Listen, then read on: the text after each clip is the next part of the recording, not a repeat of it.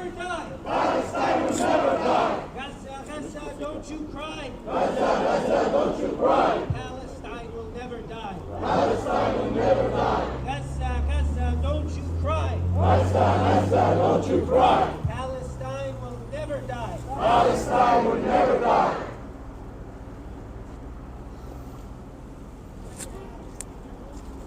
As Dr. Kandor mentioned, Gaza and the West Bank and Palestine as a whole has been occupied for the last 75 years. It's almost a century. What's happening in Gaza now did not begin on October 7th. Media and others will try to convince you that this is happening because of anything that happened on October 7th. That is a lie. Palestine has been occupied for the last 75 years. This is not happening in a vacuum. It's been happening for 75 years.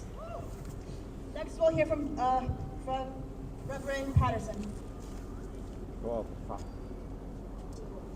As I stand here today, let me say this before I go into what I plan to say.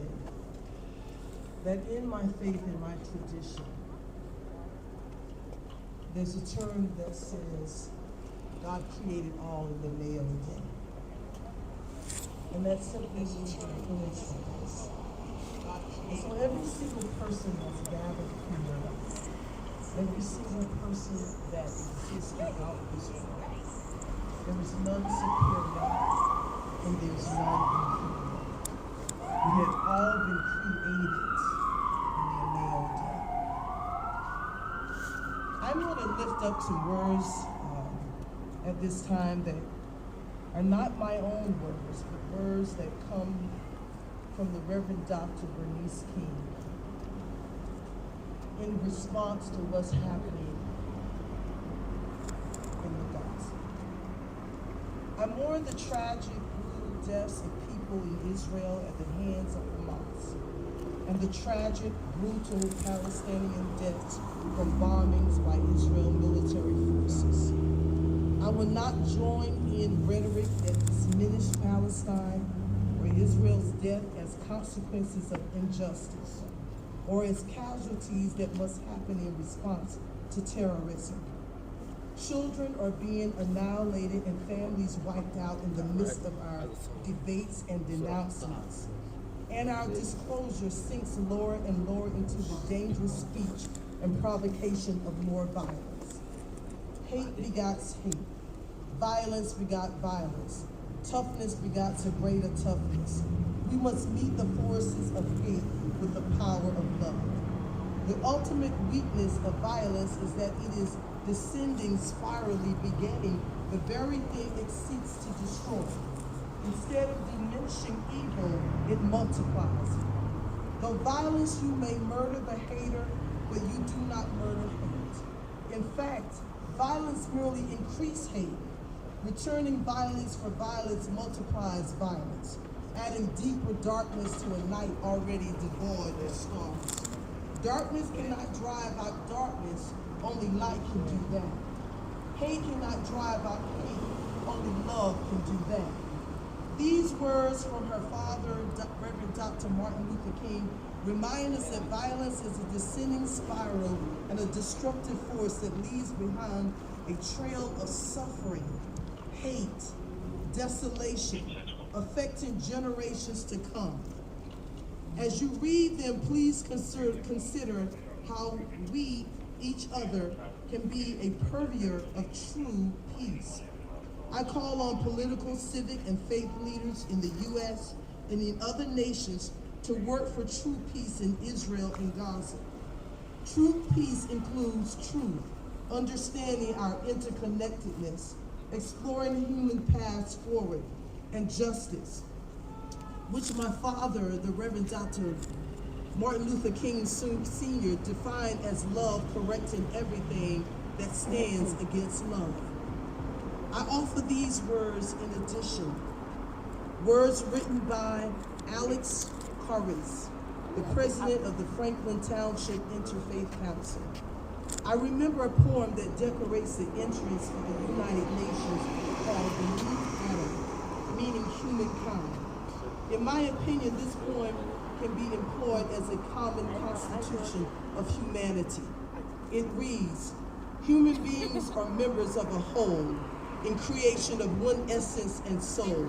If one member is afflicted with pain, other members uneasily will remain.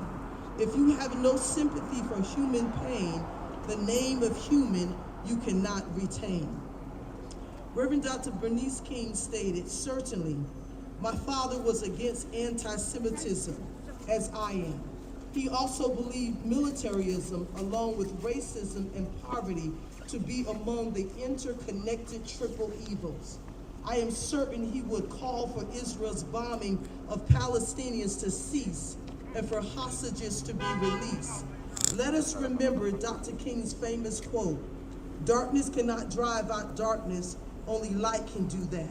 Hate cannot drive away hate, only love can do that. We must be intentional about sharing in a diverse, multicultural, interfaith community that will stand together in every form against bigotry and racism. Let us strive for a community where everyone is welcome, everyone is respected, and everyone is loved.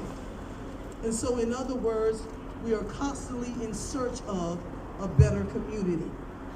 And so as I hear and I stand in solidarity with you all, I say and I ask that my prayers would reach God, that there may be a ceasefire, and there will be no more killing, and that little girls and boys will have an opportunity to grow up and be women and men. God bless us all.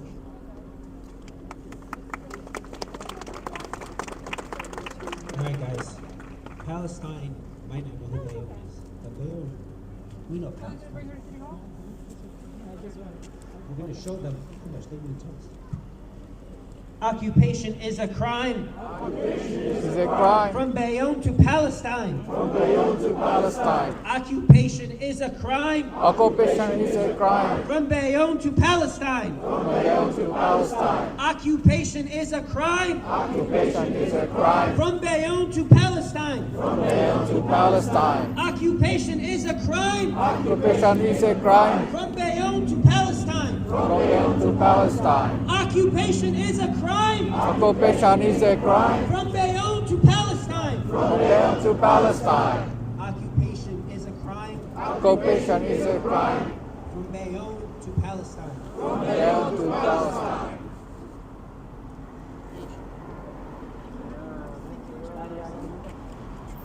And Reverend Patterson did mention the statement of Franklin Township Interfaith Committee.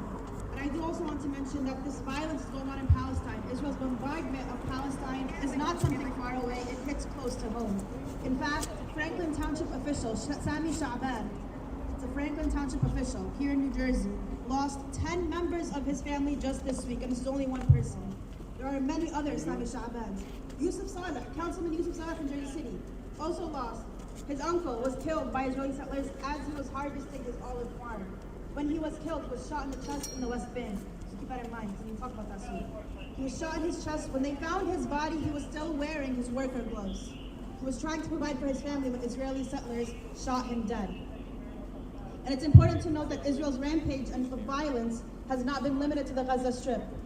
Israeli occupation forces have, of course, occupied the West Bank for the better half of the last century, and they've been violently expanding settlements into the West Bank illegally. This is in violation of international law over the last year, and they've been looting Palestinian homes in the process. But these last 4 weeks specifically, they've been unleashing unprecedented and unchecked levels of violence.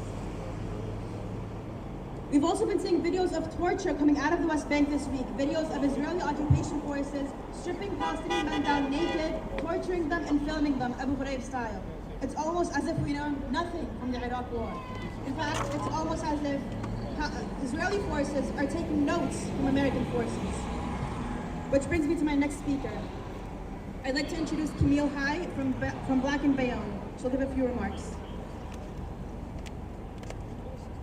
So when we start off our protests and our rallies, I always like to let everybody know wherever the people are, there is power. So I'm going to say power to the people 3 times, and we're going to repeat it together, okay? Power to the people! Power to the people! to the people. Power to the people. Power to the people. Remember, wherever the people are, there is power.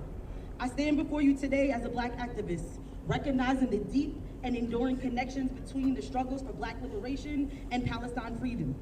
Understand that the fight for justice is not limited to one specific group of people. It extends to all marginalized communities. Just as we have faced oppression, discrimination, and systematic racism, the Palestine people have experienced their own long history of suffering, dispossession, and injustice.